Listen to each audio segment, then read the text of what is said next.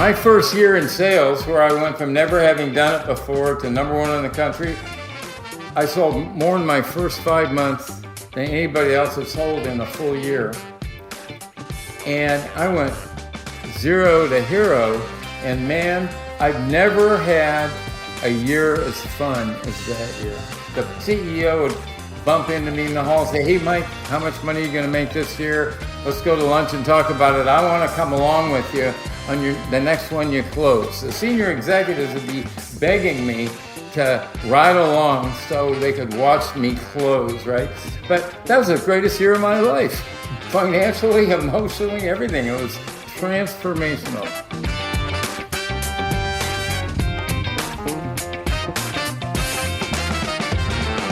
Hi, friends.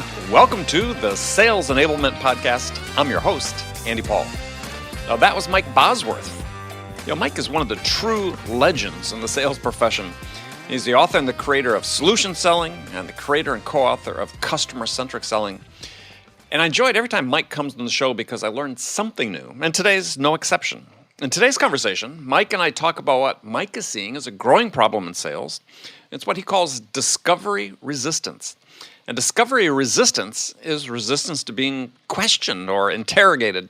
And it's pushback, whether you verbalize or not, from a buyer that you'd like to get information from.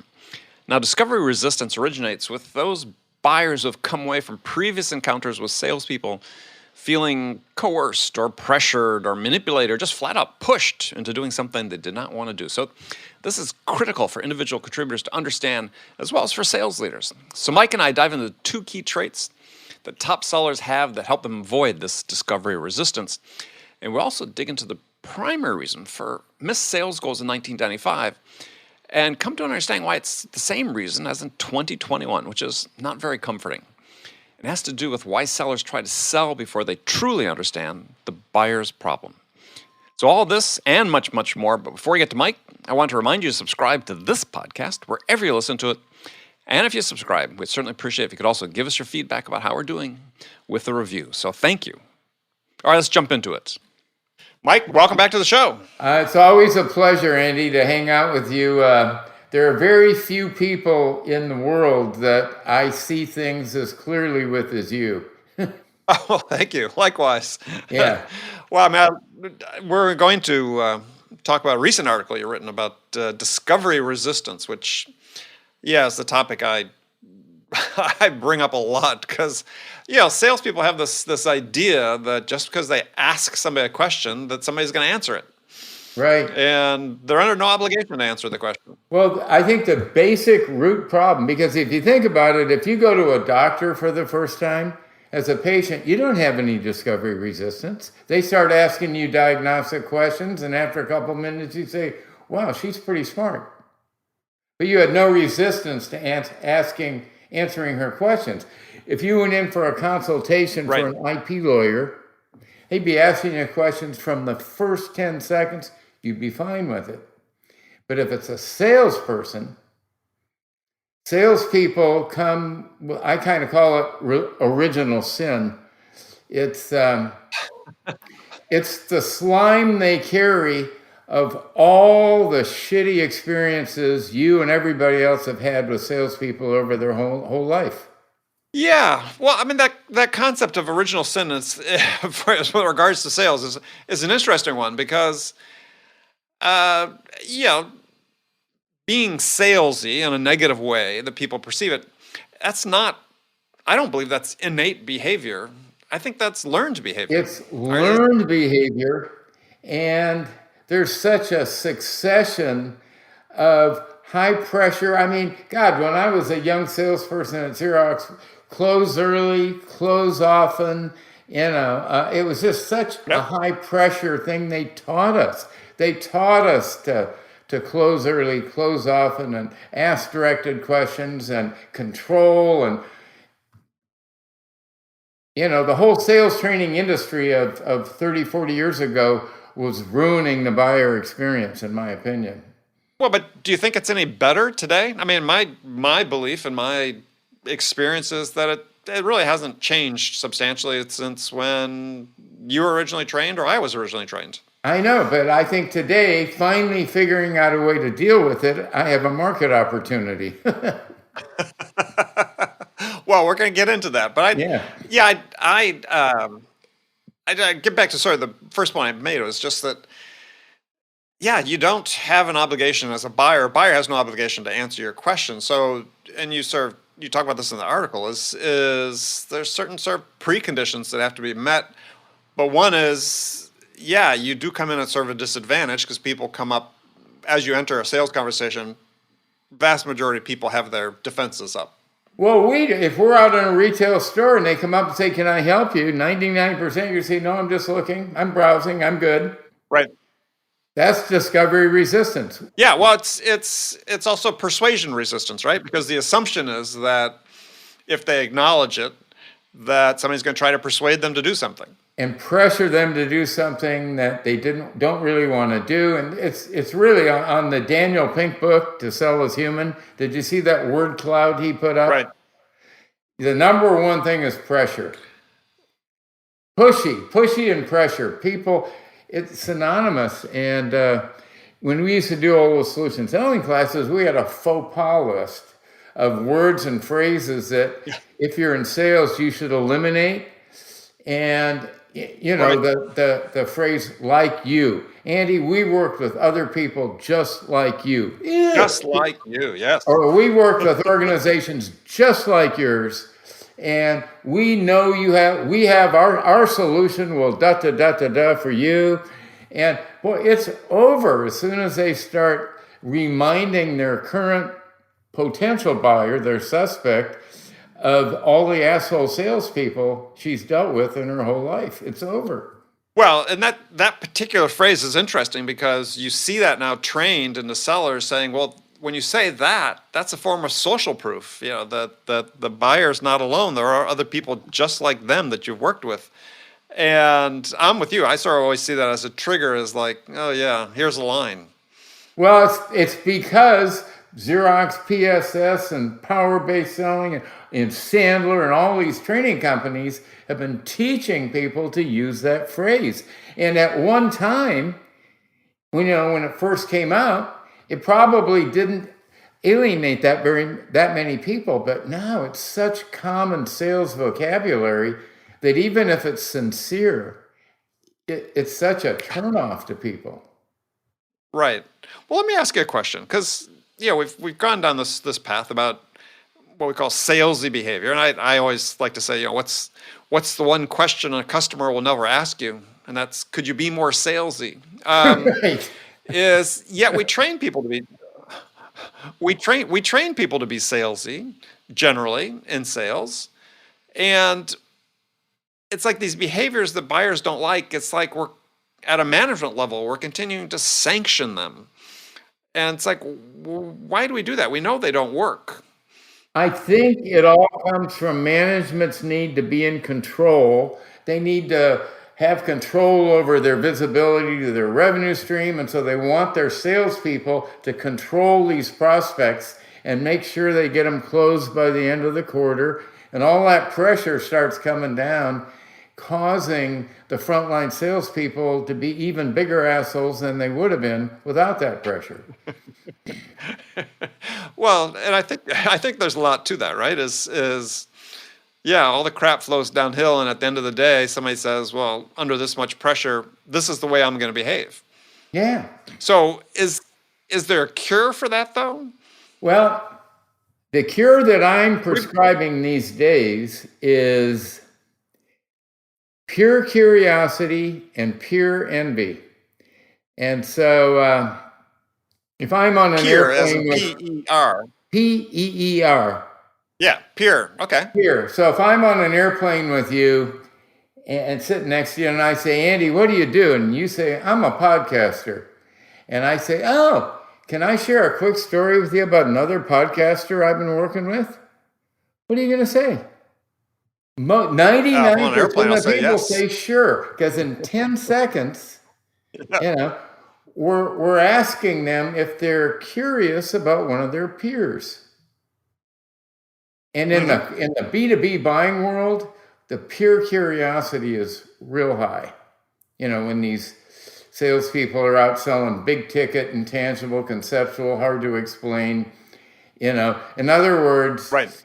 in the complex solution environment, the odds are pretty high that your intelligence tells you that the person you're about to reach out to or call on or trying to initiate a buy cycle, the odds are pretty high they have a problem that you've helped one of their peers already solve.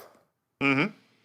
So, well, and so I want to take a step back from the peer curiosity, because I think you set the stage in the article, which is that one of the reasons you're putting this forward as a way to help, we'll call it the bottom 80%, right? Not to categorize people, but you say that you believe the top 20% of sellers, that they have two key traits that the bottom 80% or the other 80% lack, which is the ability to emotionally connect and build trust with strangers in a short period of time. Yep.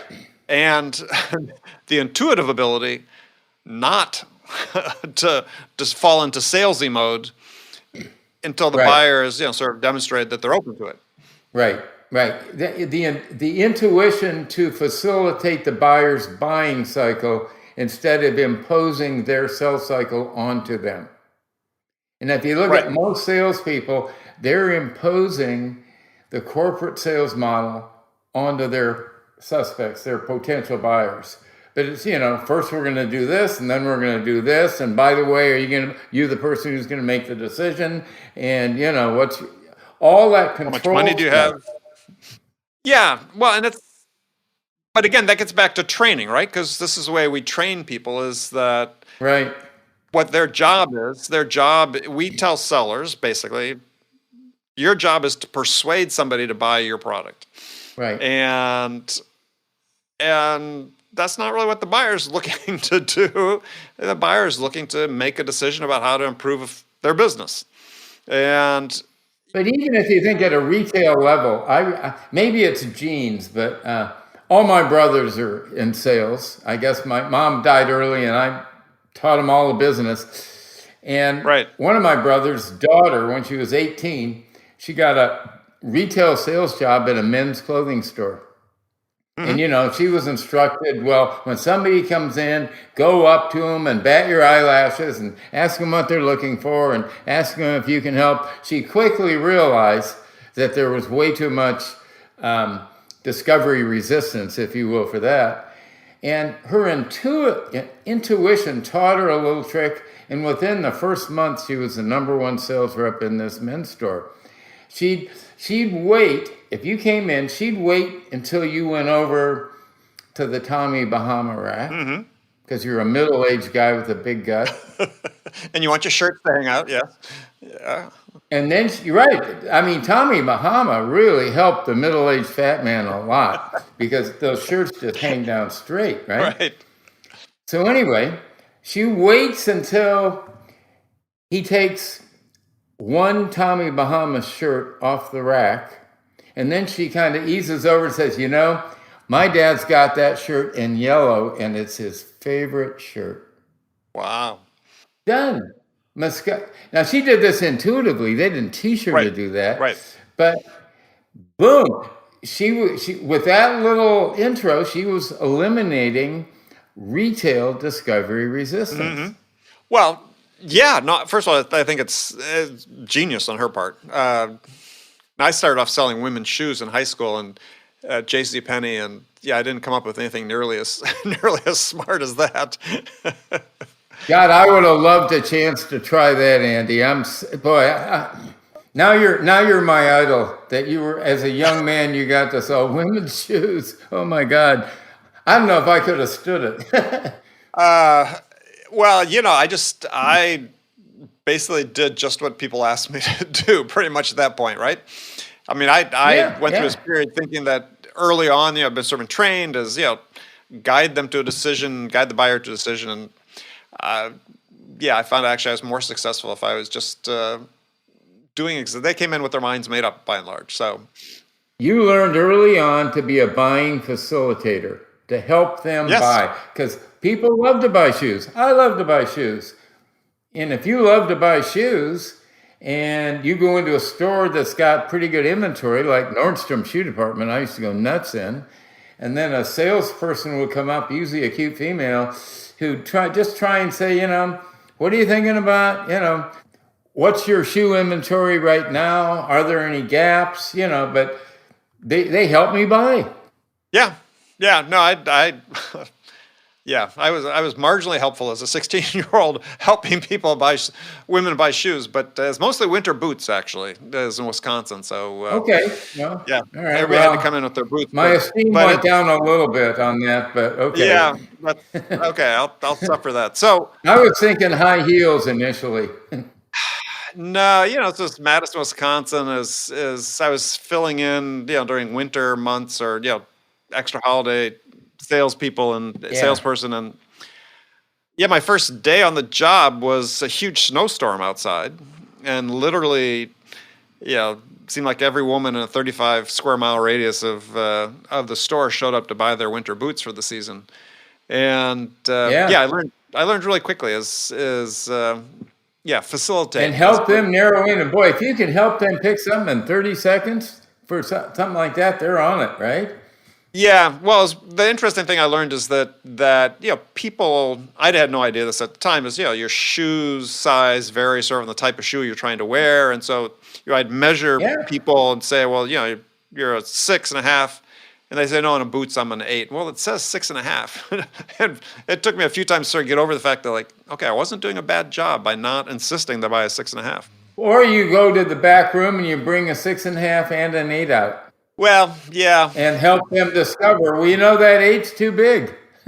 No, usually they were right. People knew what their shoe size was. So, all right. So. Well, okay. Yeah. Either way. Yeah. But, so let's talk about, again, we've got these two traits. And I think you narrowed it down. I think this is one that, there's been this sort of wave of people writing on LinkedIn these days about how relationships aren't important in sales, and I keep saying, well, first of all, they're defining those as friendships, which is crazy.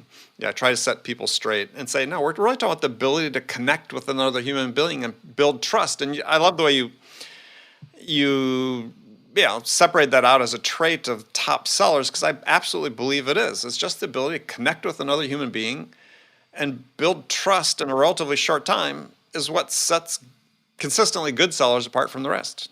I will say, though, in defense of their position, is if I come across a buyer who is an expert buyer, they know exactly what they're looking for, and all they're using me for is to see, do I have one in stock, what are the prices and stuff like that, then the need for a relationship goes way down. Absolutely. And you could almost have an intelligent website take that salesperson out because you have an expert buyer. Right. Yeah, you're creating friction at that point. And yeah. But for most of us, for anybody selling solutions, complex, pricey stuff to the enterprise, boy, you got to be careful. It's a different type of a buying facilitation, if you will, on that. Yeah. I mean, you need to be able to connect with someone. You need to be able to build a level of trust, and to the point where, in my experience, and not just mine, but many others as well, is that when the customer, even an enterprise sale, I think back to one 8-figure deal I sold that I was working for a startup. We had no track record, no brand name, going in against multi-billion-dollar organizations. And we won these huge deals. They were almost as large as the revenue of the company. And they were buying largely because of me and CEO of the company, who was our sort of techno. They were buying because of us, the individuals, not because of the company. Your trust, your connection, and your trust. Right. People make emotional decisions for logical reasons. I put that in my book in 1993. And there's no stronger, in my mind, I used to sell first generation MRP systems. Yes. I would have to get in and get the materials manager to be my sponsor. He or she couldn't buy, but I couldn't make the sale without that person's sponsorship, Right. right? Yep. And so when I would tell that person a story and their discovery resistance would go away, and after a minute I'd say, enough about me, Andy, what's going on here? And they'd say, you want to come in and look around? Well, that means the discovery resistance is gone. Yeah. I still could screw it up if I get too pushy and start using behaviors that other sales, it's still mine to lose, right? But yeah, well, I think there are milestones throughout a sales process or buying process where, and I think discovery resistance, one of them. I think there's one further down the line where, yeah, in my experience, I always notice there's a point where the customer made the decision or made the choice about how they wanted to solve their problem. And and I always looked at my job as almost like I was designing in my solution to their solution, right? Is how do I get them when they make that choice about, right? And so it wasn't about my product, it was about the solution I was selling, how we help them achieve their outcomes. But I knew when that moment hit in the sales process. Oh yeah. But you were doing, no matter how authentic and honest and trustworthy you were trying to be, you were still doing a semi-biased diagnosis. Biased towards what you do well. Right. I mean, if I have a tumor and I go to a surgeon, he's going to want to cut it out. And if I go to a radiologist, he's going to want to nuke it. And if I go to an oncologist, I guess, he's going to poison it. They're all going to define my problem based on their solution. But it's the degree to which you do that, right? I think is the difference. Is if you think that, well, it makes you efficient. You know, your job isn't to be a therapist to go out and hear all their problems. Your job is to go out and elicit problems that you have something to help them deal with. That's your job. Right. Yeah. Well, I phrase it this way: is your job in sales is to listen to understand what's the most important thing to the buyer, then help them get it. Yeah, it could be biased problem seeking. I'm looking for people who have this problem because if they do, I've got a really high chance of helping them solve that problem if I can get them to give up their discovery resistance, to develop a buying vision where I help them with the I need a way to. Right. And then I offer them proof of that vision. And then I help them put together a financial case that's going to sell their CFO. And then I help them explain to their IT manager how this thing's going to implement. You know, if I'm doing that, those are all what we try and track with our clients in their pipeline is public displays of trust by the buyer. Mm-hmm. And those are the milestones. When they admit a pain to me as a salesman, when a 48-year-old executive admits a pain to a 28-year-old salesperson, that's a public display of trust. Yes, absolutely. Yeah. And we have to track the rest of them. So when they introduce you to other people on the buying committee, another public display of trust. Mm-hmm. And when they agree to come into your place for a demonstration, a proof demonstration, the fact that they're taking their time and executive time and investigating the details, now they're lifting up the covers on yours, which they should be doing, that's a public display of trust. So if you think about it, I mean, I've mapped out this enterprise buy cycle. I'll send you a screenshot of it if afterwards, just so you can see. And it's a generic one. This is a generic B2B buying cycle, and we try and sequence it according to how people really want to buy, and then we asterisk the public displays of trust along the way, because you know how so many companies, they're teaching their salespeople how to line their product up with competitor A and competitor B and competitor C. I think that's such a waste of effort. I really do. I agree. Because if you're my buyer, and as long as you continue to earn my trust by giving me public displays of your trust for me, I don't care who else you're looking at. As long as I believe I have a sincere shot at your business, I'm staying. I'm going to stay for the whole 6 months if I need to. But if I don't trust you as a salesman, I'm pulling out. Bad news early is good news. Absolutely. Well, I agree 100% on that. Yeah, I first of all, it's really hard for sellers to learn how to pull the plug because people are so concerned about pipeline coverage ratios and so on. But I've always put that on the manager. I say exactly. to managers, your salespeople will never pull a plug on their own. It's your job to ask them the right questions to determine whether this prospect is being fair with you, giving you an honest shot at the business, versus do they want to pull a proposal out of you so they can price negotiate better with the one they already want. Right. Which and most frontline salespeople, they cannot make that decision on their own. Yeah, no, absolutely. And I think your point about competition is certainly aligns with what I felt. I always thought that I wanted the competition to be worried about me, not worry about the competition.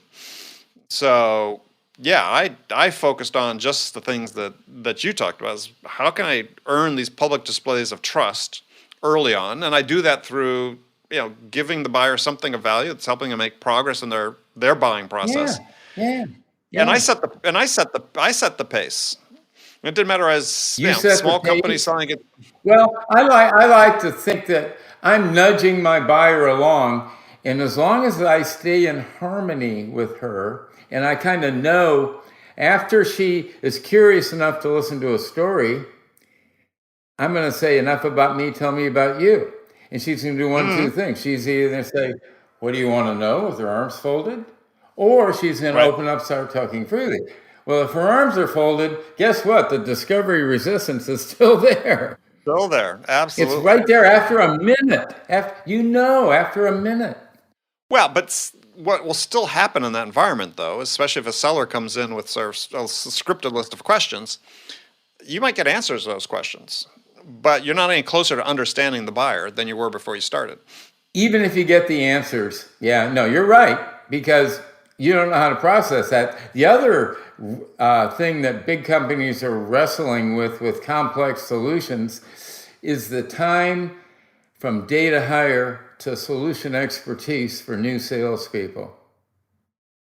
And if it's complex, I see 12 to 24 months before my new salesperson has enough solution expertise to come out.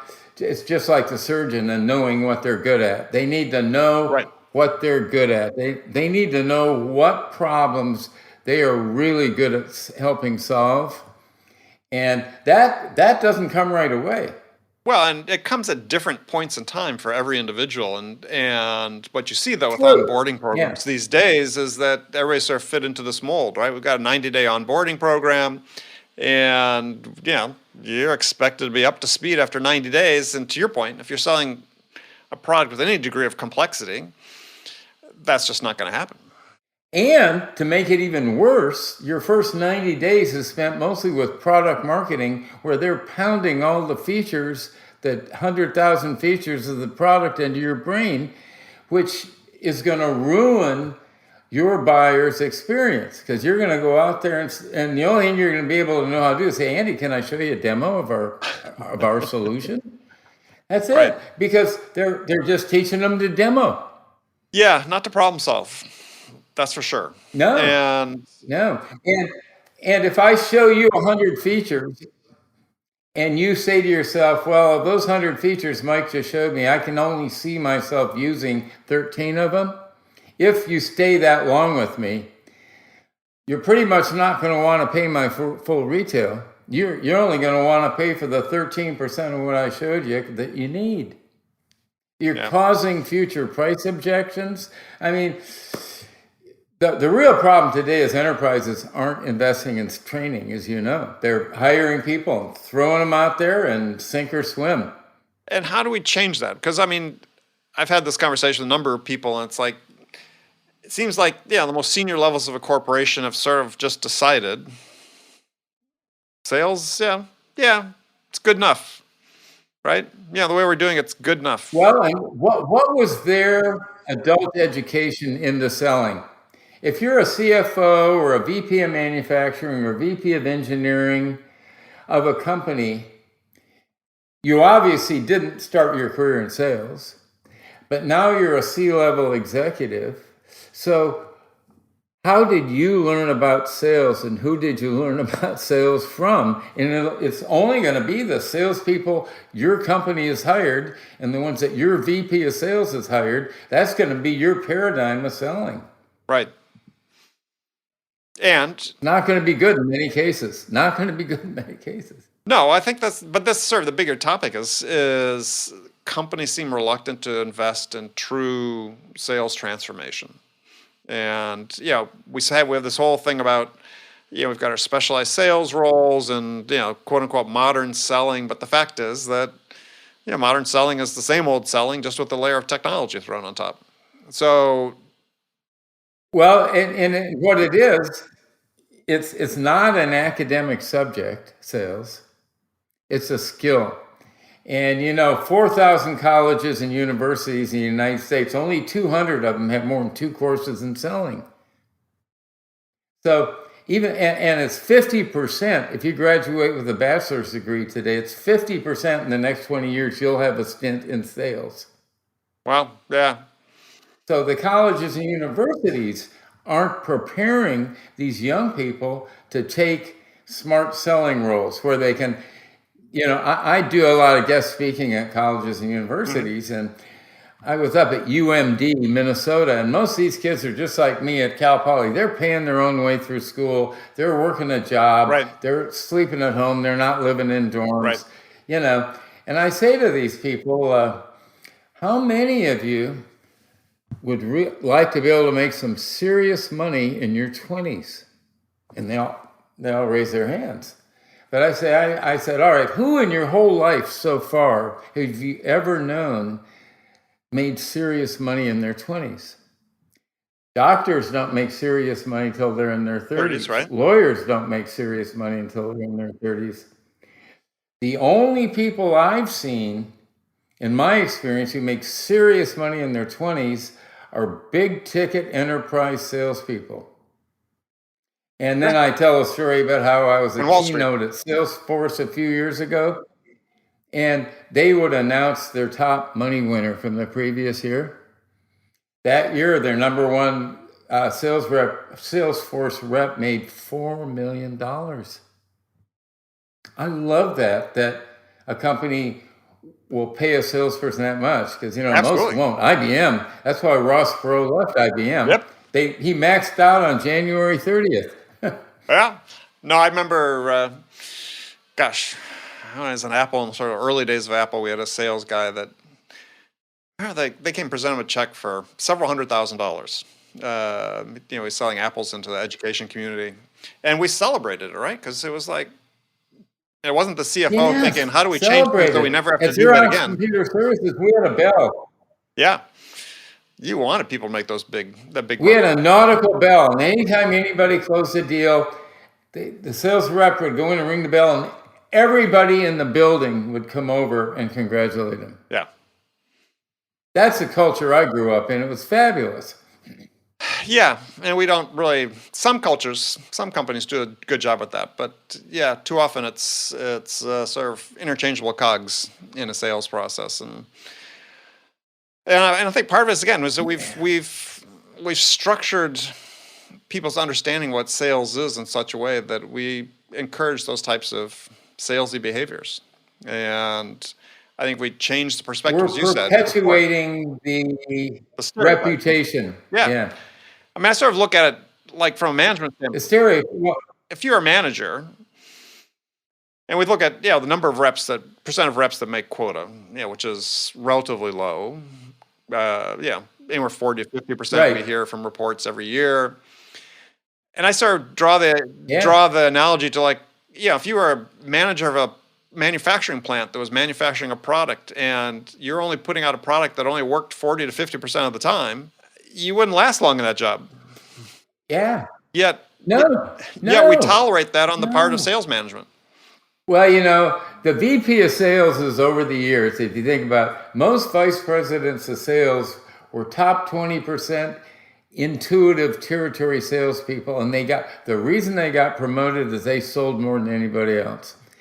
And eventually, if they get high enough, they start to realize that they've never been able to teach anybody under them to do it as good as they could do it. Yeah, that's true. And they start to realize because it's intuitive for them. And I've spent my sales training career trying to put a framework around that intuitive behavior from enough superstars that we can put together a model for connecting and building trust in the first few minutes of a relationship using story. Right. And it's pretty miraculous.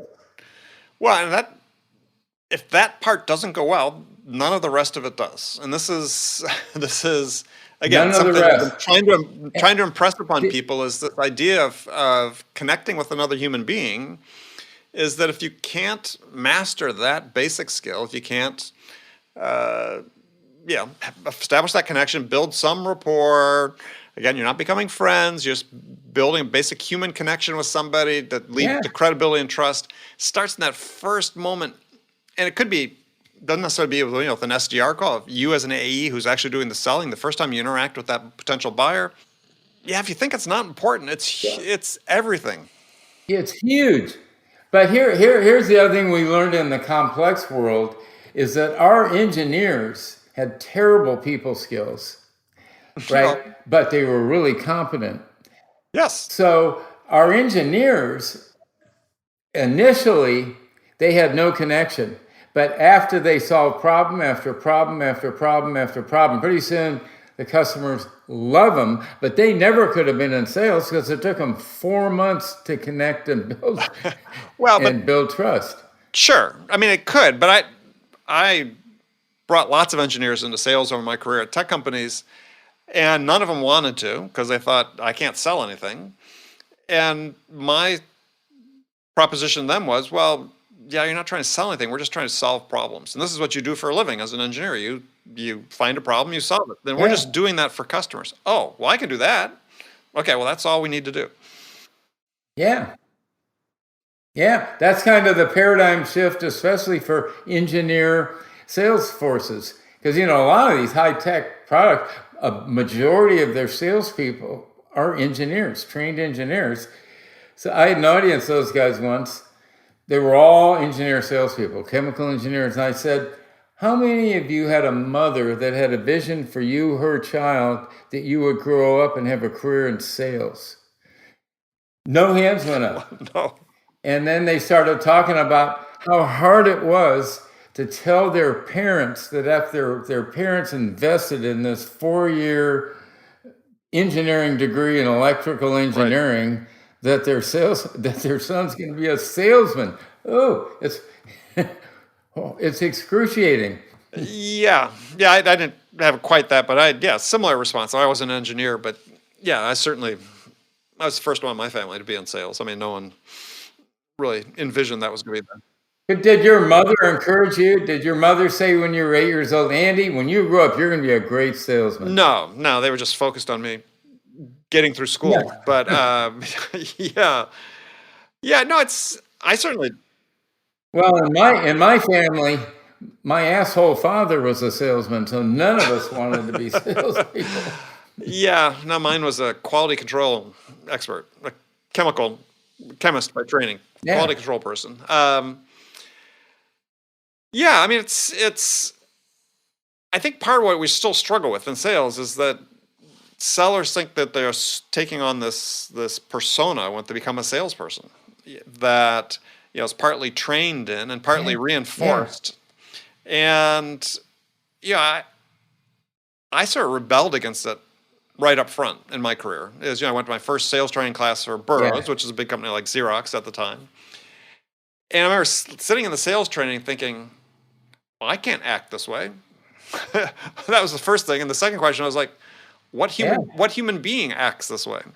Because at least Xerox had a higher level of sales training than Burroughs. Burroughs was very, very salesy. And everybody thought that's why they wanted you to be salesy. And it was like, No, that wasn't me. the Xerox copier training PSS was very salesy. They wanted me to be a trainer, and I went through it, and I said, yuck, if you want somebody to teach that, find somebody else. Yeah.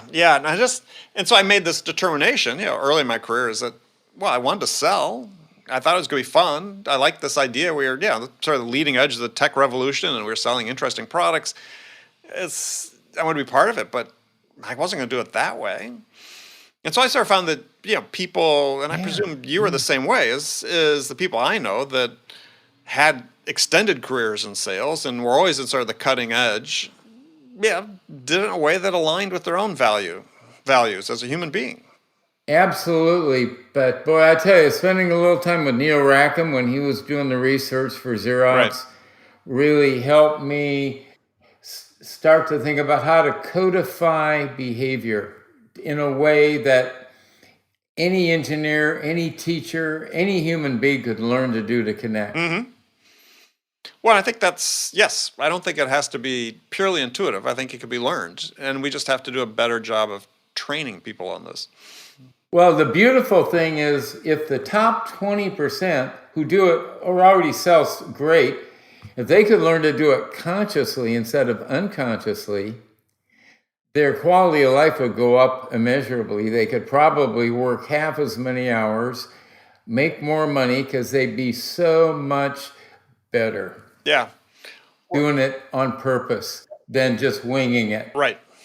Well, and I've recommended this to people many times is think about it. If you're in sales, at some point, I call it write your own sales book, but write down why what you do works, right? If you're having some success in sales. That's a big task, Andy. Well, I couldn't have done it. Well, no, but I started, I didn't start early in my career. I started probably doing that 15 years into my sales career. I started writing down. Yeah. What am I doing and why do I think it works? And it's just notes, just by bullet. I've found what forced me to do that. Yeah. Well, you were writing a book. What forced me to start writing that stuff down is when they made me a manager, because I had one great year in sales, and they say, okay, Mike, you're a sales manager. And I went from hero to zero. I went from the number one sales rep to the number last manager, because I had no clue how to impart and codify and teach these 8 people that were working for me. I didn't know how to do it. I couldn't teach it. Well, we don't make it easy for sales managers because I think that we don't, I feel, even though I sometimes criticize sales managers, the point is they're not enabled to do what they need to do. Everything we're learning in either in the sales field or in other fields that relate to performance, human potential, and so on, we don't translate into sales, and some people are doing it now, but we don't enable our managers with this idea of, the knowledge about how to help people get better. We know how to tell them to do more. Right. We're having all these wonderful tools and technologies like Ring DNA's conversational artificial AI product, and others that provide managers the ability to provide really great coaching, but we're not really coaching people how to coach. That's right. Well, we're still doing sales workshops where we hit Zoom rooms now and we break them into small groups of 3 or 4 with a coach. And so what we are mandating now, if we go into a new client, we say, we want to put your leaders through the workshop first using our professional coaches. Mm-hmm. But then when your people go through, we want them to come back and coach their own people and learn to be a coach who can listen, who can ask about the call. Did he admit pain to you, Andy? How did he state it? Oh, that doesn't sound quite painful enough. I want you to go back and ask him a couple more questions. I mean, they don't know how to do that. So when we make them coach their own people, and we don't charge them again, we only charge them for when they took the course. Right. We want them to come back and be a coach.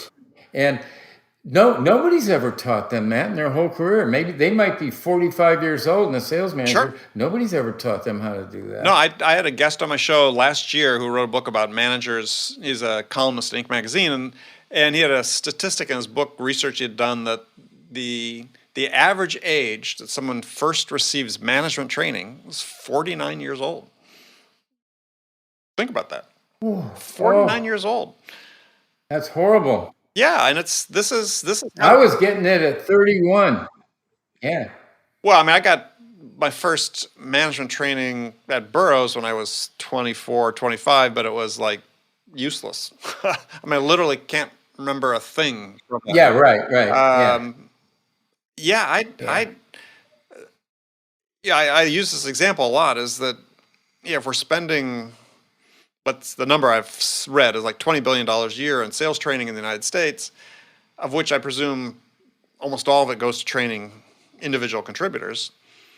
What if we sort of flipped that on its head and said, let's go spend 80% of that on training managers?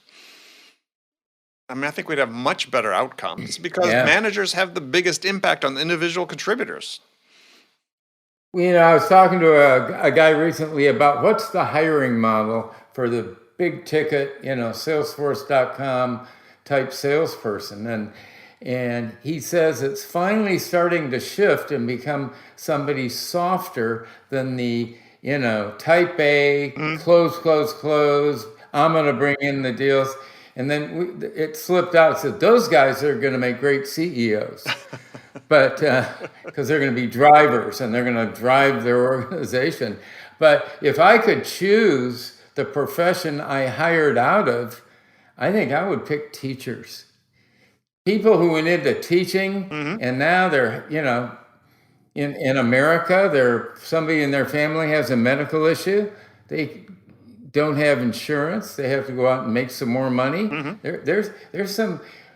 The teachers they have the emotional mindset to try and help people learn, help people grow, bring them along at their own pace. I think, boy, if I could choose the hiring model for the big ticket enterprise sale, that's who I'd pick. And then I'd give them the solution expertise. I'd make sure they each knew, the top 20 problems that we are really good at helping these people solve before I ever let them make a call. And have some stories. You're an operations engineer? Can I share a quick story with you about another operations engineer? Boom. Right. Yeah, teachers tell stories, obviously. No, I think you're right, though. I mean, about teachers is and I think it's happened, actually, to some degree. When I started this podcast, over like the first 200 episodes, I asked almost every guest, what they were doing before they were in sales. It was amazing how many had been teachers beforehand. A lot of people. Good. Boy, that, Yeah, I mean, a lot of people have made that transition. I mean, certainly it's driven by economics, maybe greater fulfillment, variety of reasons. But I think you're right. I think it's a good background to have coming into sales. And the better we can teach people about how to talk around technology using analogies and using language that anybody past 8th grade could understand what we do. And then if you can have your messaging broke down at that level and then bring in former teachers, wow, you're going to change the buying experience remarkably. Yeah. Well, and I think, so last point, we're sort of running out of time, but I just want to run this one by you because, you've been at this a long time, is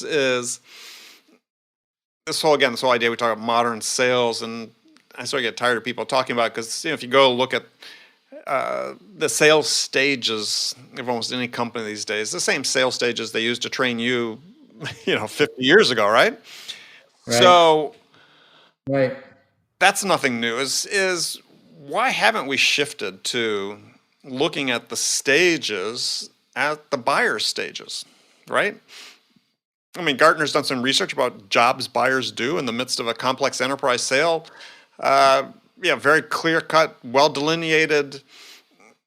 It seems to me like one of the tasks we have in sales is the shift. If we really want to be quote unquote buyer centric is we should be measuring and sort of denominating our stages. They should be identical to the buyer stages because that's the only one that matter. Exactly. Our pipeline milestone should be able to show us how far through their buy cycle each prospect is by different job titles.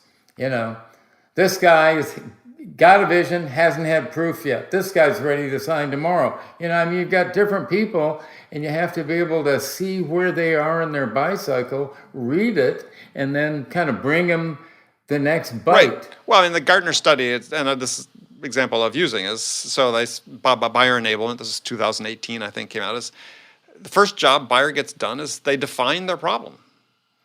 So we're in the sales stage, and I've never yet seen a sales stage, that has this. It says buyer problem definition, right? It's still discovery, qualification.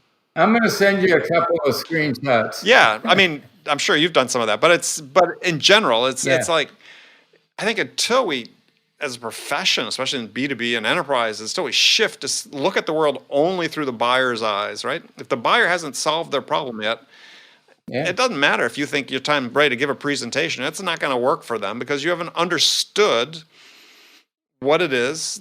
The problem is that they're trying to solve and what the outcomes are they want to achieve.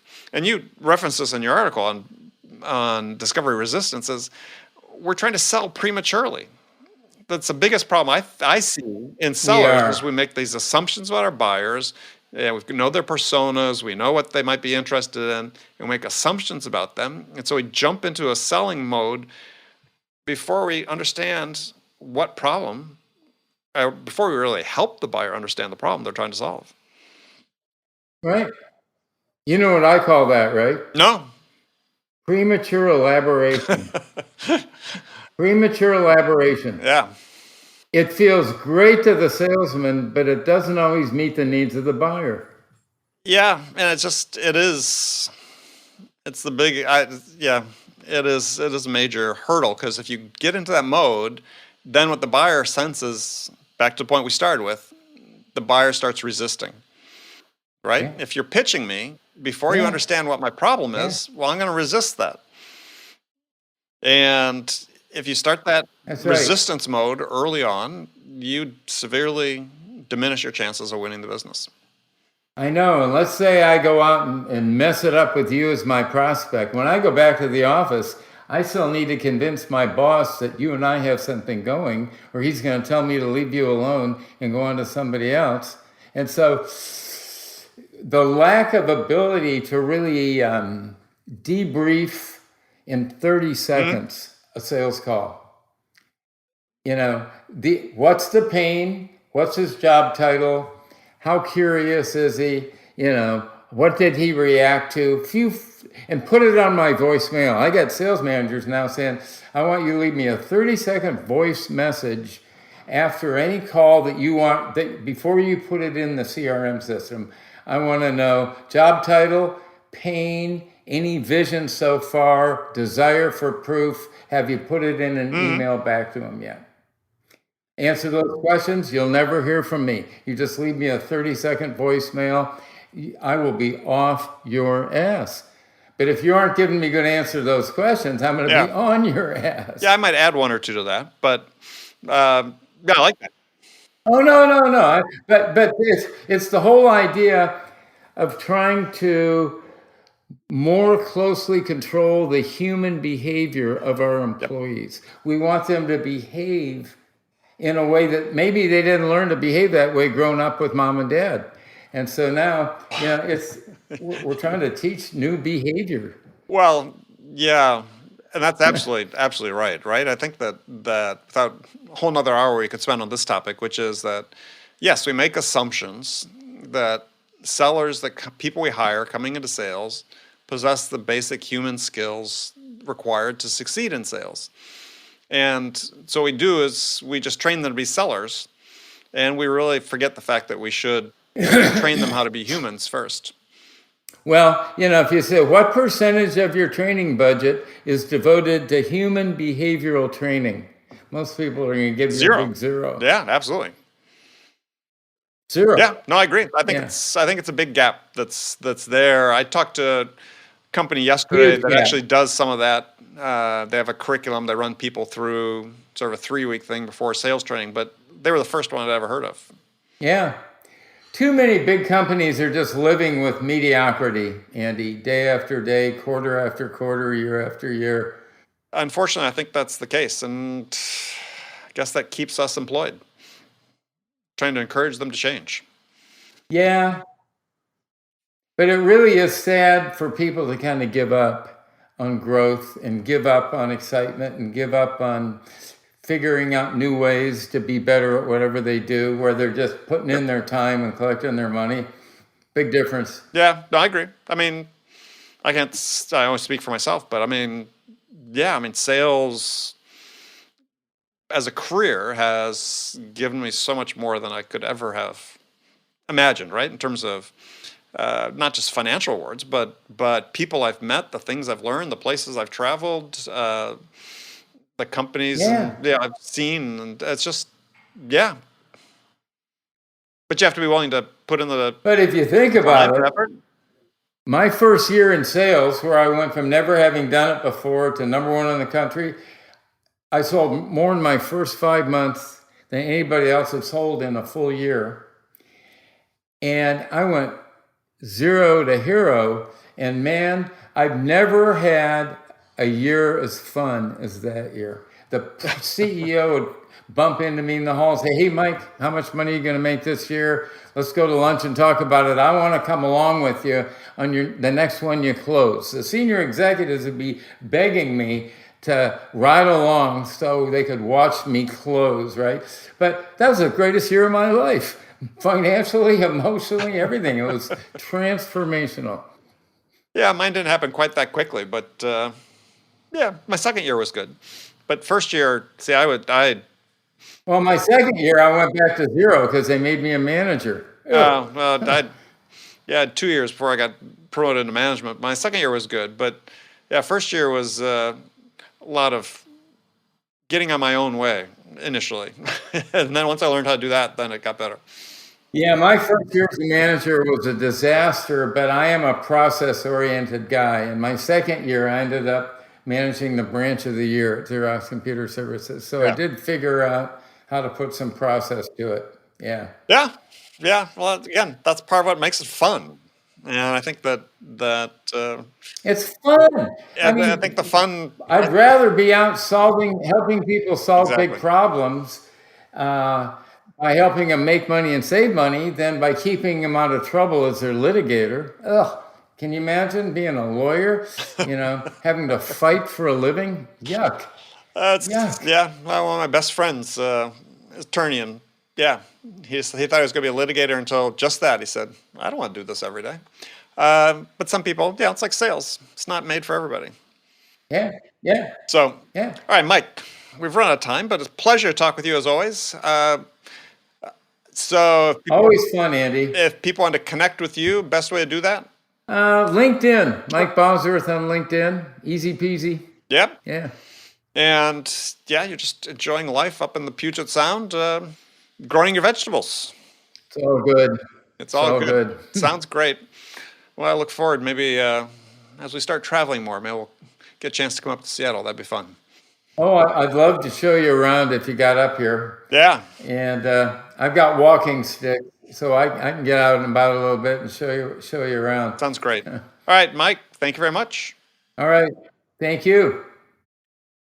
Okay, friends, that's it for this episode. First of all, I want to thank you for taking the time to listen. As always, we're so grateful for your support of the show. And I want to thank my guest, Mike Bosworth, for sharing his wisdom with us today. If you enjoyed this episode, please subscribe to this podcast, Sales Enablement with Andy Paul, on iTunes, Spotify, or wherever you listen to podcasts. You can do all that on your phone in less than a minute as soon as this episode is over. So thank you for your help. And thank you so much for investing your time with me today. Until next time, I'm your host, Andy Paul. Good selling, everyone.